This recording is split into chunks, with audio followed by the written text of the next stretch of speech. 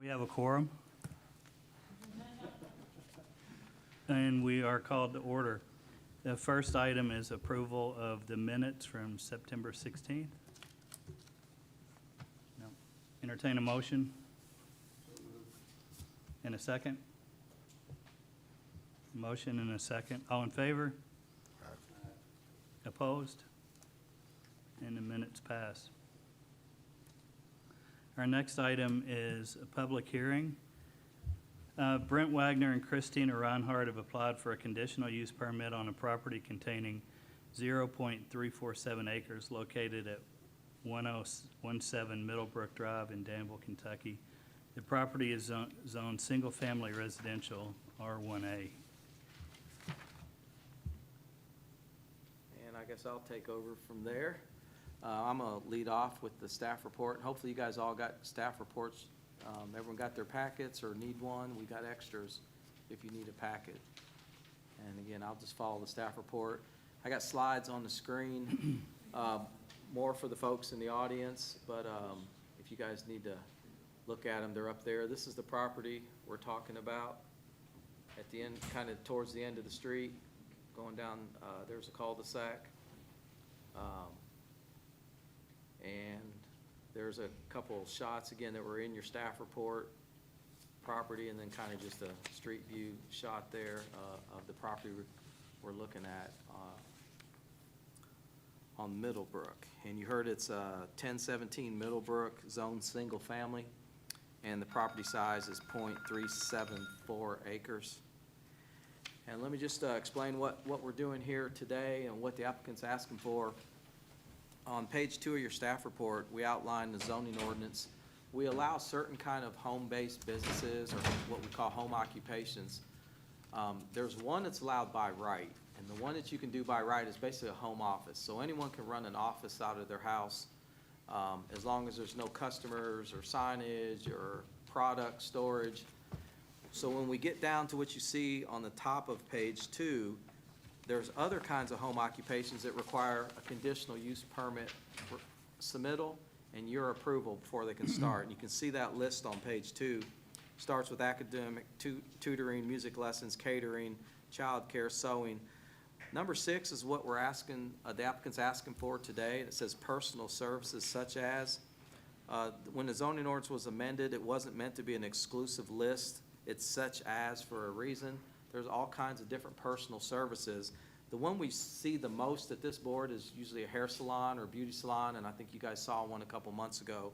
And you can see we listed some other things, but obviously we couldn't list all the different things. The gentleman's before you here today, what he's wanting to do is do fitness training. I won't try to speak on behalf, whether it's counseling, training, nutrition, guidance, whatever, but his desire is to provide personal service, kind of individual and small group fitness training at this location on the property. And so the application fit our category 6 for a conditional use request. And that's what you guys are reviewing. The bottom of page 2 are the standards that we have in the book. When you're doing this type of home occupation, it needs a CUP. It's pretty generic there, but it's pretty self-explanatory. Obviously, the only people that could be employees of whatever business have to reside on the property. You know, we get into, it's incidental. It's still got to be used as a dwelling unit. It's not a business where you can just come and go Monday through Friday. You pretty much got to live there, and it's a house and dwelling unit first and a home-based business second. And that's kind of what's outlined there on those standards. Page 3 of the staff report, just some generic terms, what a conditional use is in the permit. And then the bottom of page 3 is our conditions of approval.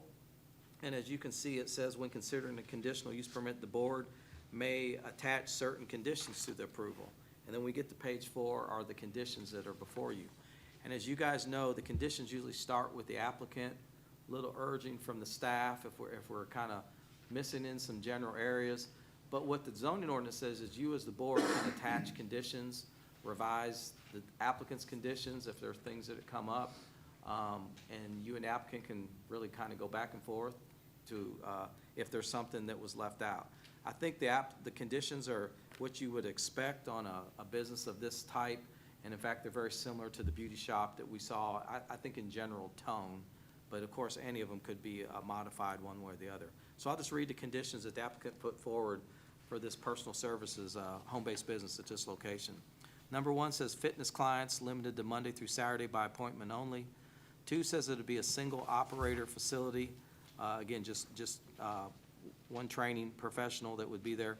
Uses are limited to just personal fitness training only. Any outdoor activities limited to single staff, 4 clients max, training only. All customer parking would be in the existing driveway, limited to 2 vehicles max, and that a small wall sign or mailbox sign not to exceed 2 square feet could be allowed. And the applicants indicated to me there wasn't really a real desire to put a sign on the property, but I had suggested that if you ever thought you might, or there's a need, you need to get it in there at some scale or size for the board to consider. And if you don't want to do it, you can take that back off. But at this point, you know, a lot of the as you know, the home beauty shops are actually required to put some kind of mailbox sign, and we've done some Airbnbs and other things that do some small identification sign. Not sure that's a big deal breaker on this one, but we suggested that if signage might be there, put it in there and put some square foot on it, and that's kind of in scale with what we've seen on other applications.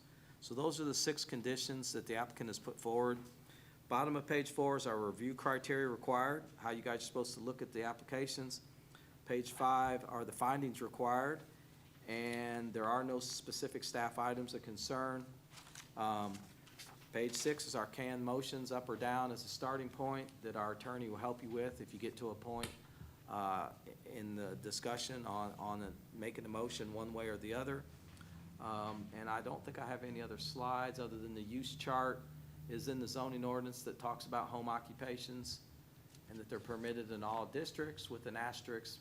And in certain districts, they're required to have a conditional use permit. So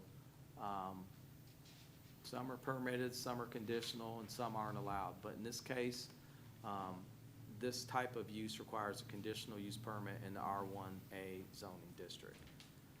So that's all I have, unless you guys have any questions for me and the applicants here, as well as the property owner. They both reside on the property. And I think there's some neighbors here that may want to talk to us one way or the other too. So I'll be glad to answer any questions you all might have. And the applicant's here if he wants to add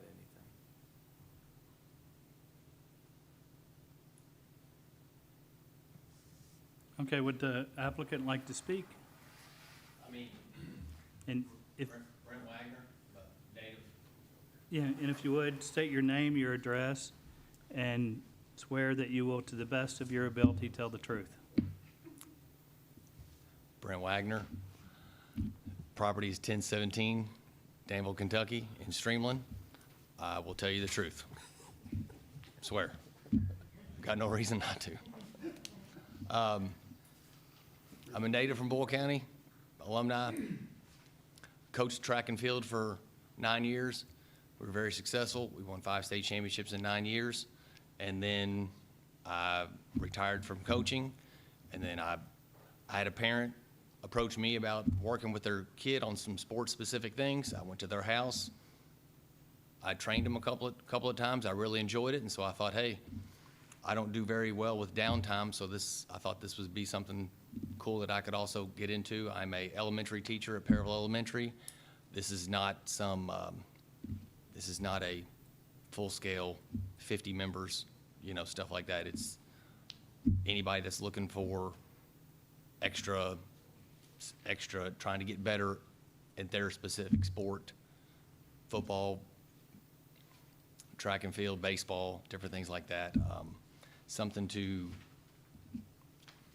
help them out, help the kids and the athletes and stuff. So, and I thought I'd want to do the right things versus trying to do it out in insurance and, have a business and all that good stuff. So, I'm trying to do the right things.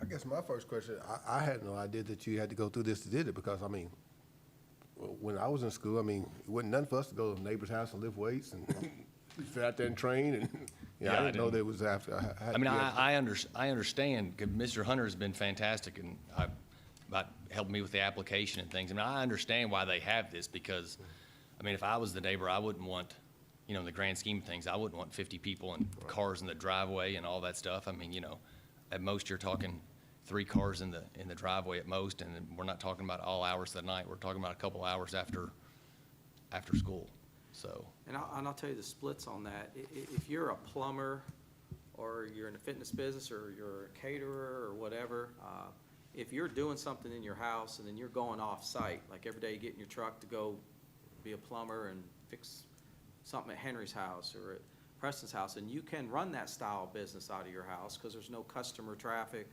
coming in. It's the fact that customers would be coming to the site that triggers the home-based business needing the conditional use, or cutting hair, or those things. But again, you could have a home-based office and be a contractor, do all your paperwork, do your payroll, and it could be a fairly big business as you run out of the house, as long as there's no kind of influx of things in, other than a typical residential dwelling. That's why it needs the conditional use, because there would actually be customers coming to the property. It really wouldn't matter whether it was a for pay business, just the fact that if you're doing something that's outside a typical dwelling unit or expectation of a single-family dwelling. You know, if I had people come to my house and I was running some kind of service, counseling service, even though I didn't charge them, it's the fact that the customers are coming to the property that require the conditional use. And again, this wasn't the primary business activity. Some of these, this would be just the only business they're in. He's got another job and wants to kind of supplement and do this at this location on a by appointment only. And I put on the document no more than 4 people at one time. I mean, I think that would be the absolute most. I think it would even be a while before I would even have 4, if I ever did have 4 at one time. It could just be one person, so.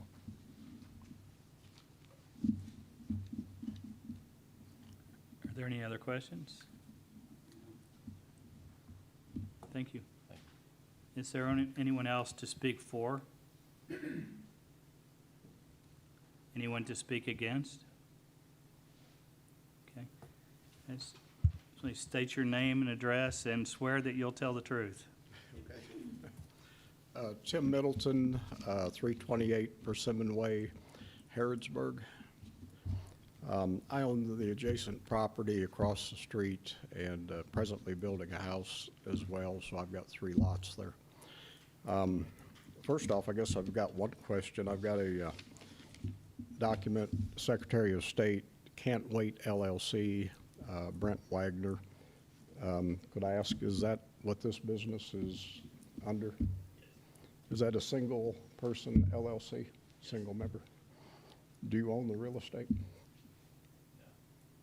So your business is owned by you on real estate that you don't own? Correct. Okay. I don't think I want that door open.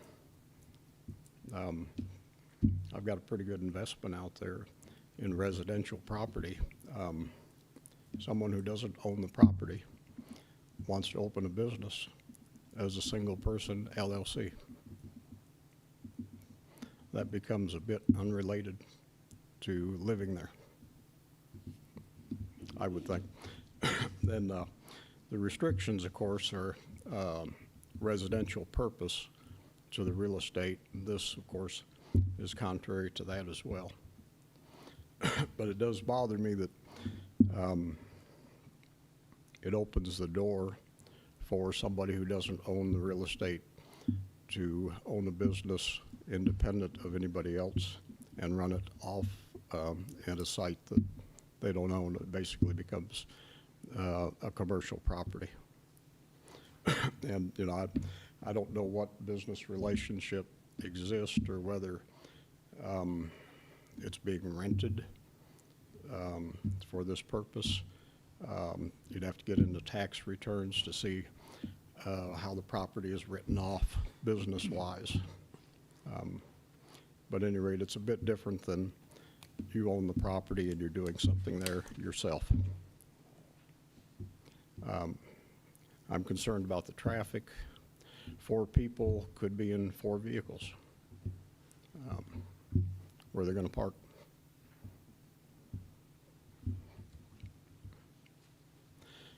You could also have people waiting for their turn and then that may be vehicle number 5.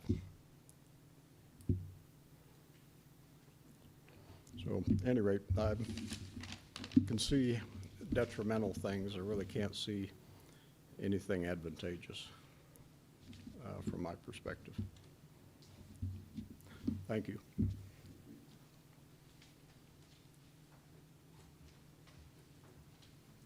Is there anyone else to speak against?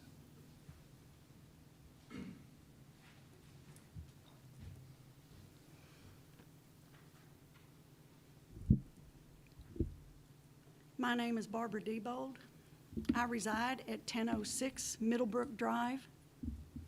Mr. Middleton built my house and built almost every house on that street and many, many other houses in Streamland.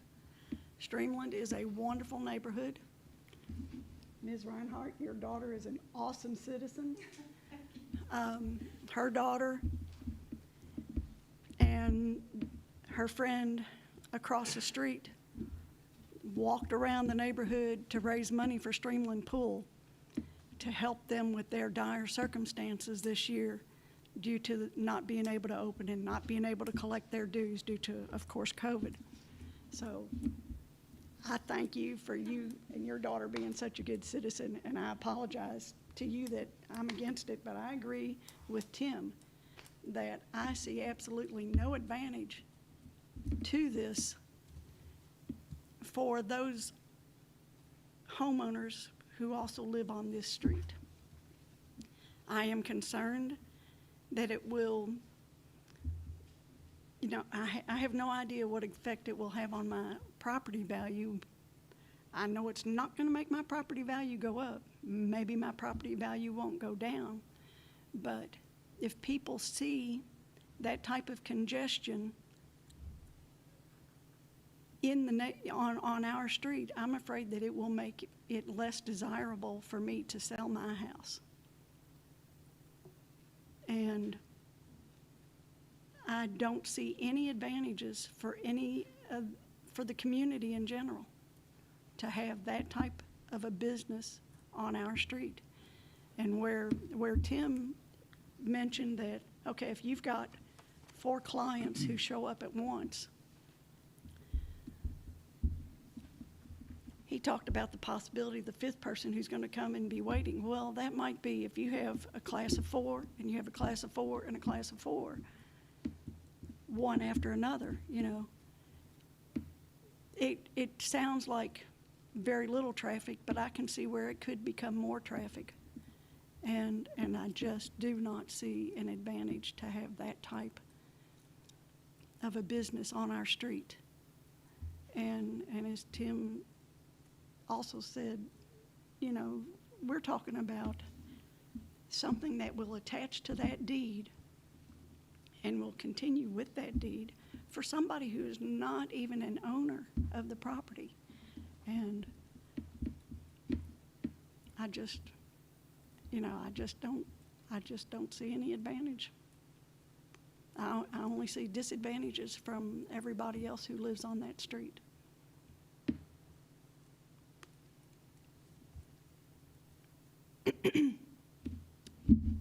That's all. Thank you. Is there anyone else who would like to speak? Please.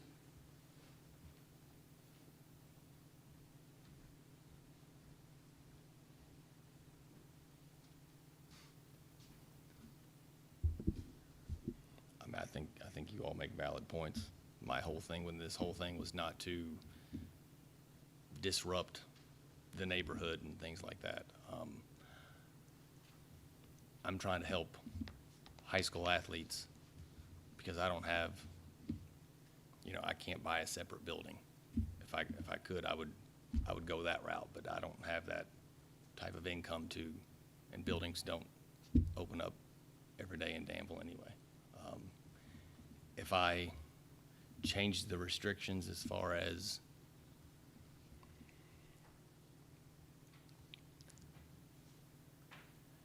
there would only be,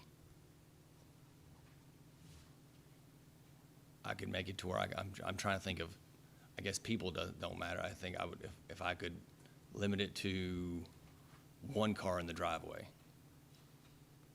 And I would make it to where, I mean, the scheduling thing would be my problem. If somebody was there waiting to come up, you know, and there were 4 or 5 cars there, I mean, that would be a scheduling problem. That would be my problem. So, I mean, I get that, but I mean, I'm willing to, if there's 2 cars in the driveway instead of the perception of 4. And you know what, if I had athletes, then they would figure it out, and I would just schedule differently. I don't know if that changes the whole perception. I know on one, it's not a solution as far as people, just the whole perception of not being the property owner. I know that doesn't help. But from a perception of 4 cars being in the driveway, I could limit it to 2, and I would just hold. Well, we already have limited 2 vehicles on the conditions. Oh, okay, I was thinking 4. A couple of numbers, 2, 4. Well, it's 4, it was 4 people, but 2, okay, so we're good there. So, I don't really want to jump in and suggest conditions at this point from staff, but I mean, if the board or the neighbors or, you know, this is kind of way these evolve sometimes, that we back and forth. I'm sure we could wordsmith if that's what the board wants, or if the board doesn't. You know, we've done some home occupations where I think we tried to address some issues. There's a lot of options you can put in conditions, all kinds of things, if that's where the board wants to go, to probably deal with all the kind of issues you've heard. I think we might have even had one recently about staging of appointments or max number of appointments a day or week or whatever. There's a lot of ways we can do that to fine tune that, to get to scale in line if that's what the board desires or the applicant wants to put forward. If he's asking us to help us word some conditions, it's better if we get some direction if that's where y'all want to go, and then Henry even can help that out. So. I got a question. I mean, I've heard everyone speaking. My thing is that before us as board members decide on, you know, the number of people, it sounded to me like 2 people that live in the neighborhood, they get better. But what if they were just going to take on the business, no matter how many cars? So that's why I'm kind of stuck at. I don't know what everybody else is feeling on it as far as us, you know, trying to leave it up to us to determine what's the right thing to do. I've got a question about noise. Is it going to be functional fitness and nature, Brent? but the intention is not for that. And you know why I'm asking, you know, music, whatever. It's not a mini CrossFit box. It's not, he's doing speed and agility drills and that sort of thing. There's not music. And There's not. I've lifted weights in there myself, and I've talked to people directly across, and they've never heard anything. I just didn't want to move forward with an approval and then next month we get a complaint that there's no. Yeah, there's a noise complaint in there since I not wanted to make noise, I couldn't anyway.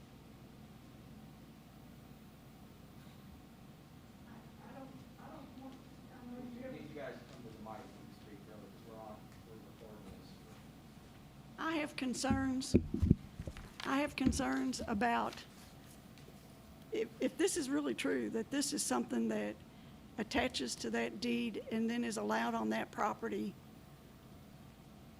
for the rest of the existence of that property. And if there's also, I don't want any signage. I sure as heck don't want any signage, making it look like we've got a commercial business on this street. Ms. Diebold, with regard to the longevity of what's being weighed tonight, it's personal to the property owner, so it's not something that would continue to the next owner of the property. But we're talking about somebody who's not even the property owner. Right, but the application is signed off on by the property owner. Who is the property owner? And you're a co-applicant? Yes, I guess that's the technical Okay. term. I'm not- So the applicant is the property owner in effect, right? Okay.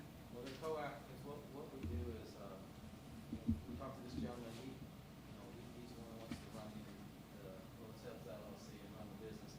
They both reside at the property. We won't get into, let's legal status, all this kind of stuff. They both live on the property.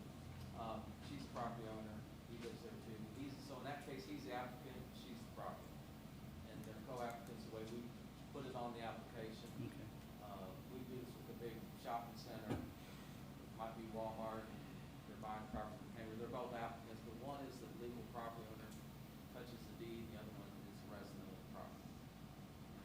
That's those two right there. So the property owner, as long as she's given the okay to have this as a property, not the property owner, that part of it is. Nothing in our requirement requires that you have to be a property owner. You have to be what our conditional use permits are, is you have to be a resident of the property. You have to live on the property. We don't get into whether you own the property or not. You know, you could apply for conditional use as a renter, as long as the property owner agrees and is a co-applicant. My question was, the two people that have to, they were worried about, by the property owner, the person who's putting this on is not actually the property owner. Right, But he lives with the property owner, and the property owner is okay with it happening. correct. They both signed the application, correct? I'm just concerned about, 2 years from now, am I gonna be able to sell my house? I guess, and I know that's selfish, but,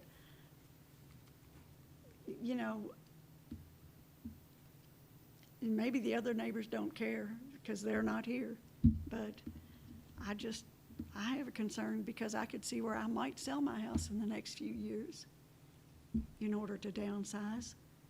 Can I respond? Sorry. I totally appreciate your concern.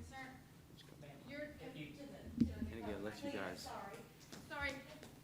I 100% understand and would never want to do something that would disrupt the neighborhood or the neighbors.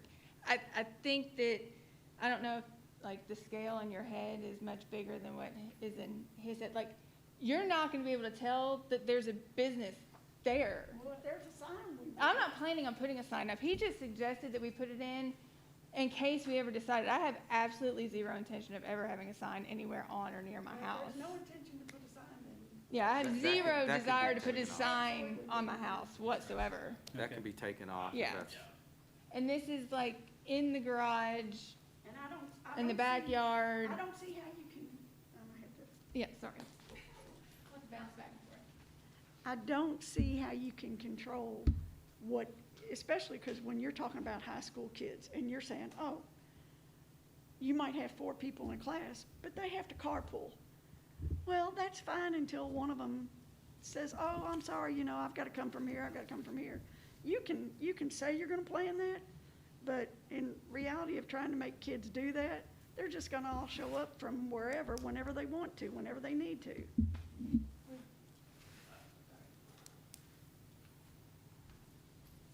I 1,000% understand and see what she's saying as far as this whole thing and high school kids doing what they want to and things like that. And I get that. That's the perception of high school kids. I was a high school track coach for 9 years. I built a team from 40 kids to 100. I had a middle school team and an elementary team. I can manage logistics, and you know what? Hey, at the end of the day, I have no problem telling the athletes, look, I can't have more than 2 cars in the driveway, so you either come at 5 or then we schedule a different time or you're out. As long as I set that expectation, which I'm accustomed to doing, then, I mean, at the end of the day, if we say that there's can't be more than 2 cars in the driveway, then at the end of the day, there can't be more than 2 cars in the driveway, regardless if people want to be on there or not. I mean, that's the rules. That's what we say. That's what we agreed to. Mr. Wagner, I guess that maybe Mr. Hunter went over this with you, but this board would have the right to call you back if it felt like the conditions that were imposed today were not being applied, if this is approved. If there were complaints from the neighbors and demonstration that the conditions you're describing weren't being followed, you could be called back. Just want to ensure that you know that, entering this clear-eyed. Yeah, I look at this as like, if the speed limit's 55. If I go 70, I get in trouble. So if there's 7 cars in the parking lot, I expect to get in trouble. Yeah, on I that get that. discussion. Hang on, I'm ready. Just because I don't understand what you were explaining there. So I'll What- I'll say, it. Anything that's, this board approves and the condition is enforced by the planning commission. So once these conditions, if this was approved with these conditions and they go to record and they're recorded, if they're violated, we get a call or we do kind of every now and then go out and just do an inspection just to see if the conditions are being followed. Let's say they agree no signage and we go out there and there's a sign.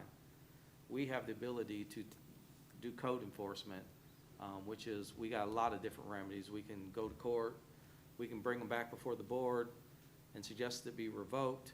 We could issue a civil citation and file a lien on the property. We have a lot of different options when we get into a code enforcement posture on a case that's been approved. So if there's an agreed upon set of conditions, they're enforced by us at the planning commission as a staff. So a neighbor could call tomorrow if they saw 4 cars in the driveway, if they agreed there's 2, and we'd have to come out there and remedy it. And what, if those situations should happen, you know, I hear it's like, is it gonna be, don't, No, you it's know, just what or I said. what? We could issue a notice of violation and write a citation and file a lien on the property. We could do a per day fine. City allows us to do civil fines, so we can literally write a ticket that day. And if we don't get compliance, we could go to a per day fine, or we could file a lien on the property. That's an extreme situation. We normally don't have to do that. We normally write a strongly worded letter, and the people call us and go, hey, what's up? What'd I do wrong? And we get it remedied. We very rarely run into these problems on conditional uses where they agreed on conditions because, again, they start with the applicant. We run into more problems on older businesses or bigger commercial entities in town that aren't bound by specific conditions, and they just sort of get outside the rules on their own, whether it be parking or landscaping or signage or lighting. But in this case, there's agreed upon conditions. If by chance he said, you know what, I'll go ahead and have a class on Sunday. He just decides to violate. Now, I'm not saying you would, I'm just saying for example. And the neighbor called and said, hey, they had a class on Sunday. We'd go out there and we'd be butting heads as code enforcement officer and property owner. And we have a lot of different remedies we can do to get compliance. And that's just what we do every day, actually, so. I'm sorry, I just didn't understand.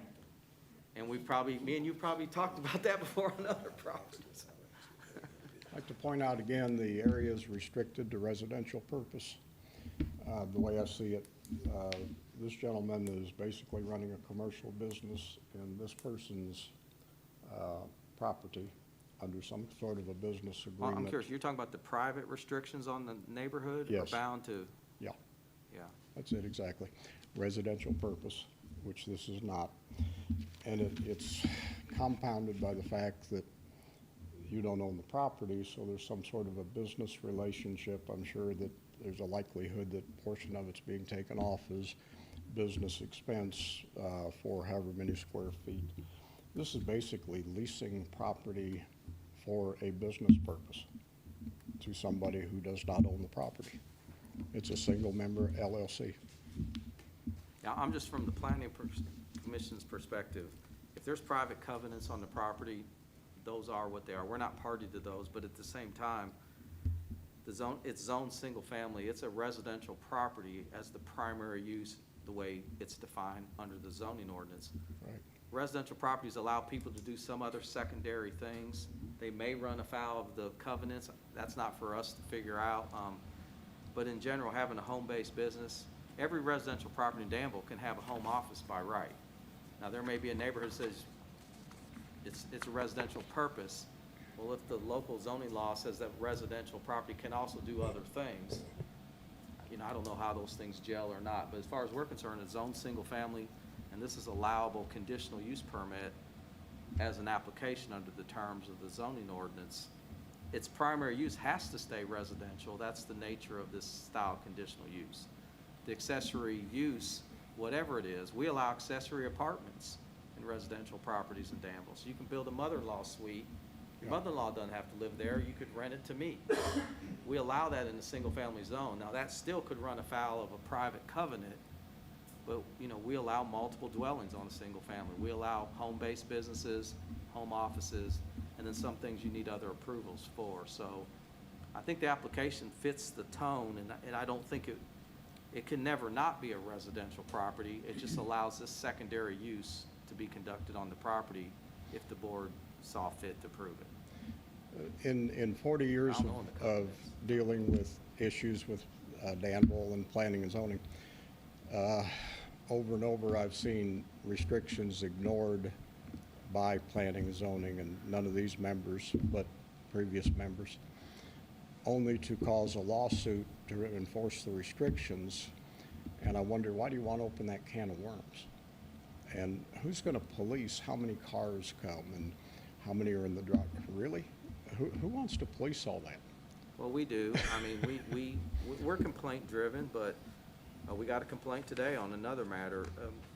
Normally it starts with the neighbors, and then they call me or Lisa and say, hey, that guy supposed to be doing this, or he's put a building too close to the property line, or he's paving something he shouldn't, and we go out and do enforcement. We do this, funny enough, we don't do that many cases, probably only about 50 a year, but we handle those right here, Lisa and I. It's similar to, I see no particular advantage to myself or other residents, just disadvantages. I see you all in the same shape. You can approve this, and then you're going to have to police it. Is that all really that you want to do? I know I've got better things to do, and then by the time you get a call, there's 6 kids out here with loud mufflers, and one of them's drinking beer and throwing the beer cans around. And then you come out and you see they've left. I mean, anyway, obviously I'm opposed. I've been the age that we're talking about attracting, and I haven't forgot how I was. Get a group of kids, old pickup trucks, noisy mufflers. You get what you get. You're going to tell them all to go home. Are they going to listen? So, at any rate, thank you. Mr. Middleton, just to be clear, is there a deed of restrictions or a set of restricted covenants on this neighborhood? Yes. Okay, and does it have any statements about running businesses out of the home? This is not something that was part of the application that I received, and We don't get those typically. I'm unaware of it, but, we can't, if we permit something and it's prohibited by the deed of restrictions, the owners who are part of that deed of restrictions are still entitled to enforce that deed, bring a suit to stop it. It's never the place of planning and zoning to enforce a deed of restrictions or covenants. Typically, I've not seen boards approve a use that was prohibited by covenants. But again, we don't have them before us. So my question for you is, what do the covenants or restrictions say? The property is restricted to residential purpose. Okay.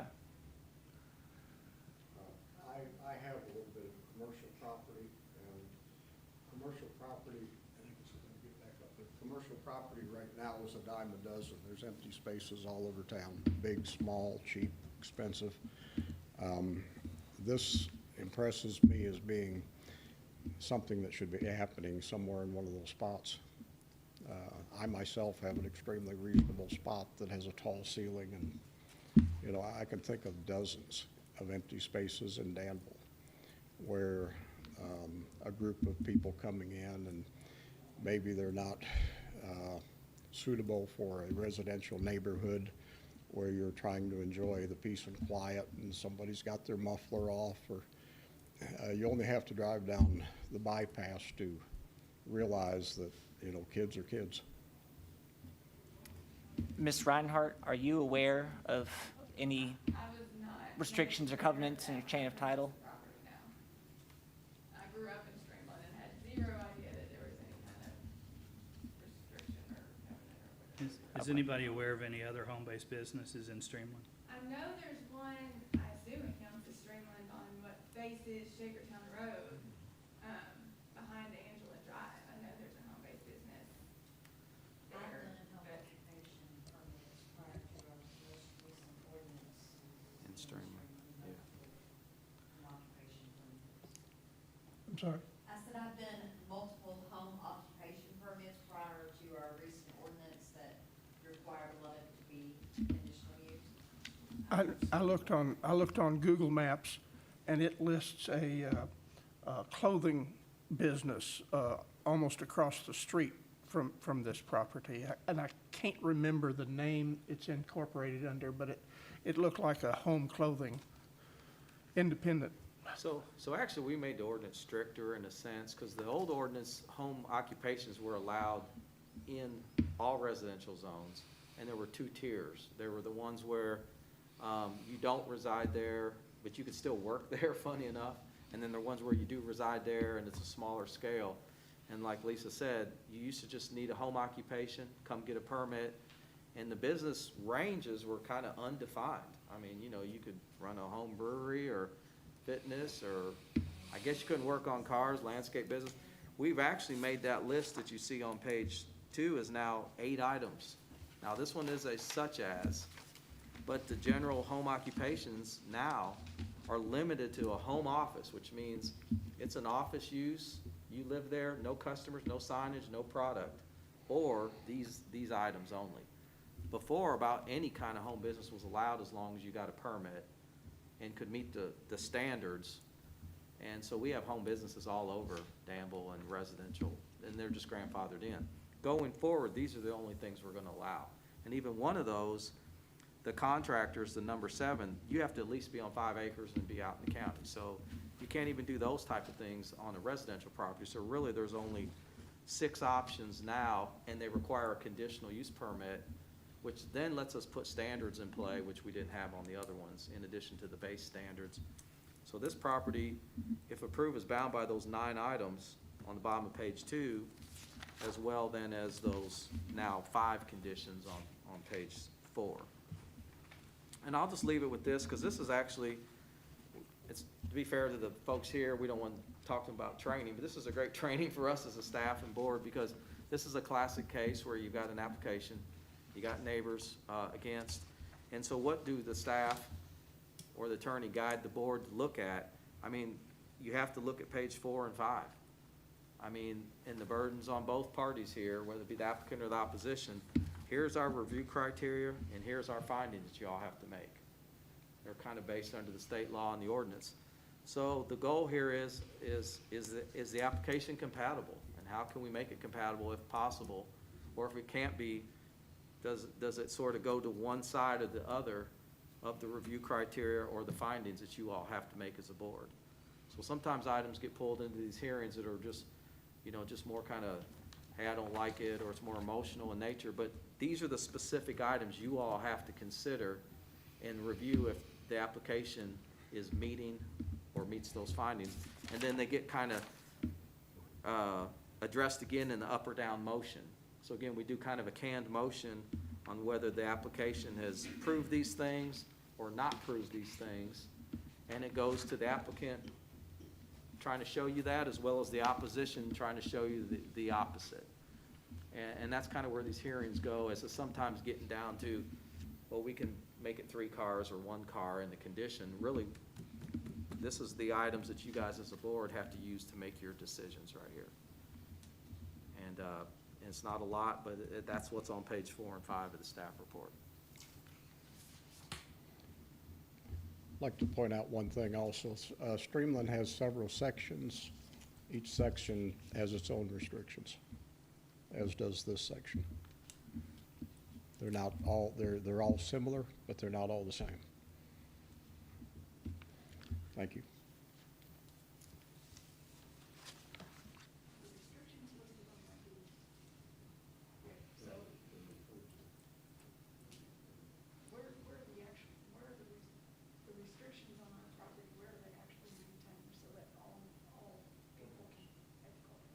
So, Steve and Mr. Smith, how do restrictions fall into zoning ordinance Well, or let me just say conditional this use? general, and I'll let Henry jump in. We get calls about restrictions every week, Lisa and I do.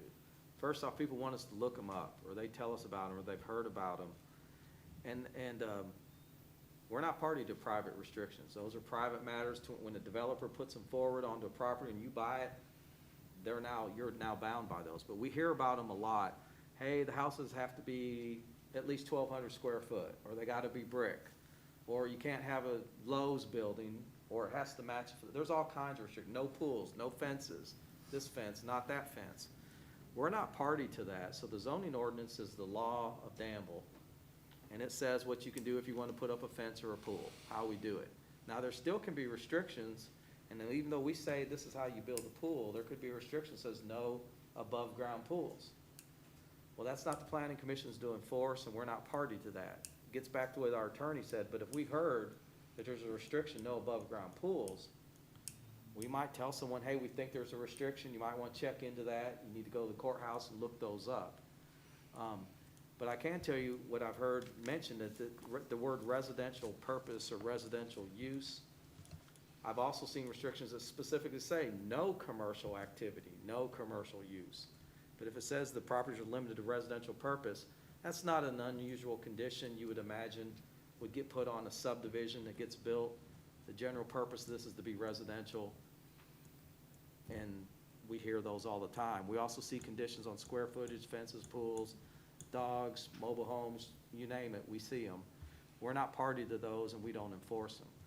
So we can't really not take an application if there's a restriction. And again, in the zoning ordinance realm, what's happening on this property is still a residential use that's the primary use, with an accessory use being considered under the conditional use requirement. There's no allowance under the zoning ordinance to put a commercial business in Streamland on a single-family zone property unless it has to be a residential dwelling first. Someone has to live there as a single family, and then there's some other things you can do. Put a building on the property, have a pet, and potentially have a home office. But again, if there's private restrictions out there that run afoul of that, we're not party to that.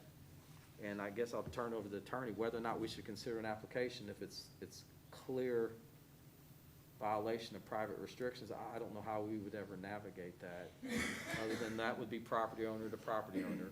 That would be my question, is if somebody asked for an application to build an above-ground pool, and we approved it, and the restriction said no above-ground pools, but they built it, then where do you stand, or where do we? Well, luckily in Boyle County, we don't issue permits on above-ground pools, and we don't require permits on above-ground pools. You just do them. Yeah. But so if someone puts one in and there's a restriction, and the people come in and say, hey, my neighbor put above-ground pool, and we recommend that they talk to the neighbor or hire counsel, or that's why we have a court system. Those are private matters between neighbor and neighbor. Unless there's an HOA or something of that nature, then they could report it to the HOA and collectively address it. It's not a planning commission enforceable, and that is clearly laid out in the zoning ordinance, that there could be restrictions, but the planning commission is not the enforcement agent of those private restrictions. And I'll let Henry take it from there. I would say that it is maybe not advisable to give permits to uses which we know to be clearly prohibited by properly recorded and applicable deed of restrictions. In that long sentence that I just said, there are a couple of problems that apply to this particular circumstance. We haven't seen any covenants or deeds of restrictions, and it's not totally clear whether suggestion that the use be residential constitutes a clear prohibition on what the applicant is proposing here. The board, I think, would be within its rights to hear this application tonight. It could also table it and ask to see the restrictions, but those might not lend any further clarity on it. It might be that you just need to consider what's provided in the motions, make your decision, and then, as we've now said a couple of times, any battle over what's in the restrictions is between homeowners.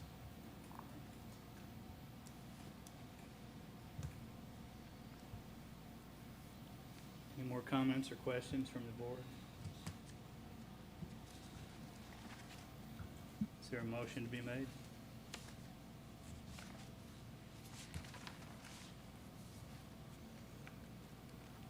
you clarify those conditions, though, the final set of conditions you guys are at this point? Depends on what the motion One is. being deleted, right? Is that what? One's being deleted, is that correct? One of the conditions is being deleted? Proposed?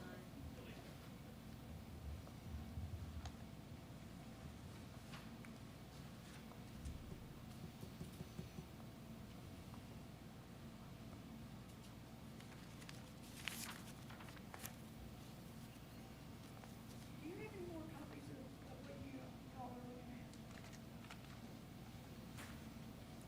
You're waiting for a motion. So do we want to go over the conditions again then? It's part of the motion. Pardon? It'll be part of the motion. So she's just asked a question. The conditions are on page 4 of the staff report. It should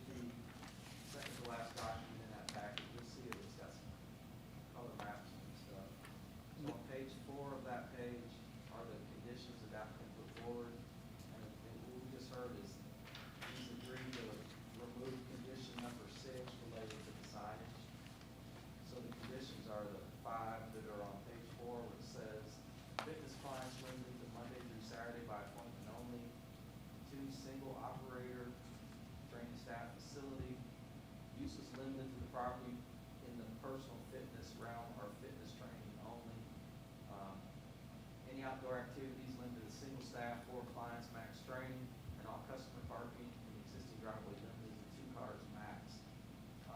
And I just want to real quick point out, word customer is important there because obviously they may have vehicles too. So if we came, we got a complaint there were 3 cars in the driveway, what the applicant is committing to, that there's never going to be more than 2 customer cars. There could be a 3rd car in that driveway, it could be their car, if it's not in the garage, for example. So, what he's saying is 2 customers, 2 customer cars max. And I have a question too, where it says 4 clients max training only. Is that only for outdoor activity, or is that 4 clients total for indoor or outdoor? Indoor or outdoor. Okay. May I ask one question? The wording of 2 cars in the driveway or 3 or whatever, does that encompass also however many are parked up and down the street? There can't be any parking on the street. So who gets called when that happens? Well, if it's related to this activity, us, but, we don't allow, any developments, whether it be, Burger King or a home-based business, no one can have off-site parking. They have to park their business on their property. So there's no allowance to do on-street parking with this, just like there's no allowance for a business on the bypass to park in the neighbor's parking lot or that without an agreement. So in this case, clearly saying that they're, and again, we just did a beauty shop, I guess, last month, month before. The clients have to park in the driveway. They can't park on the street. The neighbor called and said, hey, they're parking on the street. It would clearly be a violation of those conditions if they're saying they have to park in the driveway. I point out that on Ben Ally, all those apartments, they're supposed to have enough parking for all those residents, so they're parked all Well- up and down that street. Well, they do park, and Both actually, sides. That's the party I'm coming no, I don't want to. to sidetrack here, but that street allows on-street parking, by the way. And this street, I don't know if it's designated whether it's on-street or not. I'm guessing since there's no signage, you can do on-street parking in this neighborhood. The applicant's committed, the parking's That's, limited to the driveway. what happens anywhere else in town is kind of beside the point of what happens in this, what we're talking about tonight. I'm reading this as there's no on-street parking with this Right. condition. I'm just making a point that what happens anywhere else in town is not a part of what we're discussing And I- tonight, in my opinion. I don't think that Mr. Middleton was making that comment to complain about another part of town. I think that was just being used as an example of if it happens here, we have a concern that it could happen in another place. It's only as an example of what could happen. Okay, and there's an avenue. Yeah, I to mean, I think in address this that. case, we're better off than on another part because we have specific conditions. And there, we don't have any guidance on how the parking is supposed to work. It's kind of more just under the old rules from a day gone by. I guess I'm just kind of confused. Do they, you own the part over here to the side, all that grass area too? So my understand, what I'm confused about is, if I own my property, I can park, why can't I park 20 cars in my yard? It's my property, if I want to, why would you have to limit it to like 2 cars in the driveway or? That's correct. You as a property owner, you could end up owning 6 or 7 cars, and, yeah, you can have as many cars as you want as a single family, just like you may have, 6 or 7 kids, and they're all driving too, and you might have 13 cars. Driveways in single-family zone are built to have 2 parking spaces. That's the minimum. They get built different ways, but yeah, if that was your property, you could expand the parking, make that 3 lanes, have more. But in this case, because he's coming forward with a home-based business, we asked him to commit to the customer parking. Okay. This is for And customers. so he's made a standard that he put forward for his customer base. But if this business wasn't going forward, they just lived there and decided to have 18 cars, that's just part of living in a house and having cars and dogs and backyard swing sets and furniture. We don't control any of that. But it's the fact that there's a CUP on the floor. We want to address customer we want to get a scale of the customer parking and make sure it's limited in fashion. But there still could, again, they could end up becoming car enthusiasts and buy 4 or 5 other cars and have 6 or 7 and still have those. It's not what we're doing here, but those two are related to the customers. I was just curious on that, because, I mean, it sounds like, you know, to me, it sounds like if you put the two cars in there, and then we sound like, well, we talk about customers, it's like, we're gonna be asked the police if there's a car there. Somebody did it, but there's 5 cars on there, we better call somebody. You know, that's the way I'm looking at it, and I think that's the way that, it's gonna end up, you know, if it's approved, is that somebody's just gonna notice that you got more than the car you said, so it's gonna be called, whether you got friends coming over to see you, or, you know, they're training, or for any other reason, if there's more than one car that you say that's gonna be there. it's gonna So be- this is a tough job with us. If we got a call tomorrow, it's 3 cars, you hit right on it, Commissioner, that we'd have to figure out which ones were the customers and which ones were theirs. You know, the single-family zone is limited to 3 people that are related by blood, marriage, adoption, guardianship. We don't want to think of ourselves as the bedroom police, but if we got a call tomorrow that 4 people were living in the house and 2 weren't related, unfortunately, me and Lisa would have to figure out how we would figure that out, who's related, who's not related, without taking blood tests. But unfortunately, we have rules on all kinds of stuff, and we figured out how to enforce them. I think we'd be creative enough to figure out the splits on the customer cars and the property owner cars. We have the ability to run plates if we need to and do some things as code enforcement officers that we'd get to. But you hit right on something. If a neighbor saw more than 2 cars out there, they could call us and we'd have to go out there and figure that out every time they call. That's part of doing code enforcement.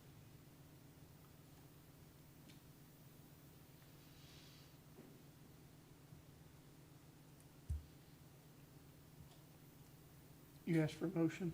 If there's a motion to be made, please. I make a motion to approve the CUP for fitness training facility at 1017 Middlebrook Drive with the 5 listed conditions, and find that the hearing has shown the use is not detrimental to health, safety, welfare, et cetera. I second. Have a motion and a second? May I make a suggestion or two about the motion? Sure. So, okay. With regard to there being an absence of detriment, I propose adding language that says the use won't be detrimental to public health, safety, or welfare, in part because of limitations proposed by the applicant on the number and frequency of customers or clients and their vehicles. And then with regard to the conditions submitted by the applicant, perhaps it was you, Mr. Coomer, who clarified that the 4-client limit was indoor or outdoor? Is that your understanding of that condition? Okay, well then. That's not both, that's not 8 total, that's just 4, right. 4 on the premise. Then I would suggest we change condition number 4 as it's listed to say, activities shall be limited to single staff, 4 clients, max training only. Take away the language about outdoor, just so that it's So that means 5 people, 4 clients plus a trainer. correct. But that it takes out the question of whether it's applicable to outdoor or indoor. That's all I have to add. Should- Mr. Miles, if that still suits your. I have a question about the motion also. Should it also include that? You're gonna make the motion. Well, sorry. But should the motion include that we've left it up to the applicant to ensure that he meets the conditions of the neighborhood restrictions? That's a good idea, yes. See, Preston? Oh, the deed restriction. Yeah, The that deed it's, that he's Yeah, I guess aware that he needs to be aware of deed restrictions, and it's up to him to comply or not comply at his own peril. That's, I yes. think that would just prevent you from opening yourself up to any personal litigation, what George is saying, right? Well, it just puts it on the record that it was brought up, and, Steve made a point that Yes, we don't have any precedent over that. right, just, I think noted that came up in the hearing is a wise thing. I mean, if there's a condition out there, restriction, it's something that applicant needs to be aware of, as well as the neighbors, that they go check their deed, and if there's an issue there, it potential's out there, but if it's not something that we're gonna enforce. Right. It would be up to personal litigation at that point to take care Right. of that. And that's what I'm saying, just for your own protection.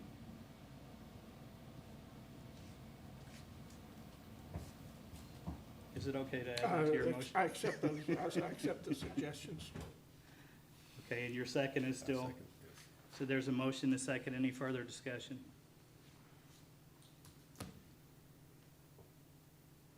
I think the discussion would be, You got one, That's the discussion discussion. within the board, right? Right, exactly. On the motion is not public discussion. All in favor? Opposed? And motion carries, the application is granted. I just have a question. Was number 6 stricken down? Yes. Yeah. Yes. Okay, that's concludes our public hearings. Is there any old business? Any new business? The only item is the 2021 meeting schedules, last page of your packet. We give it to you as a courtesy. As you guys know, you can set the time, place, day, whatever. We're meeting now on what is the third Tuesday at 5 o'clock, which we like. As staff, I think that's a great change. This just lays out the deadlines to file for 2021 and the corresponding meeting dates for the year. We give it to you guys to sort of take a look at, tell us they look good. And really what you're doing is you're really approving that top section that says it's 5 o'clock on the third Tuesday of each month. And as you know, you can change that during the year if you saw fit. It's just, this way we can put it on the website for folks that may want to file an application in January. There's the corresponding deadline to file that goes with it.